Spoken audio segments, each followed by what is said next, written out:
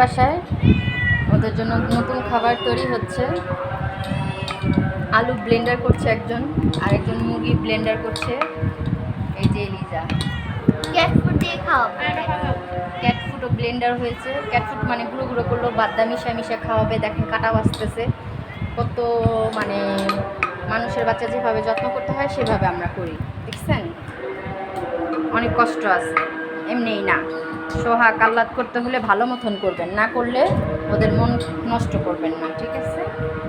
ওদের ভালোভাবে রাখার চিন্তা ভাবনা ধারণা নিয়ে ওদেরকে পালার জন্য আপনারা নেবেন। যেই নেবেন শখের বসে না, পালার জন্য, মা সন্তানের মতো পালার জন্য, ঠিক আছে? এইভাবে পালতে হবে। দেখছেন, দেখেন মুরগিগুলো সব ওদের জন্য। সব ওদের জন্য। এগুলা একটু রেখে রেখে করে খাওয়াবো। মাছও আছে, ব্লেন্ডার করছি। কি জ্যাক, রোজ, লুসি, ক্যান্ডি, এলিজা, কোকো,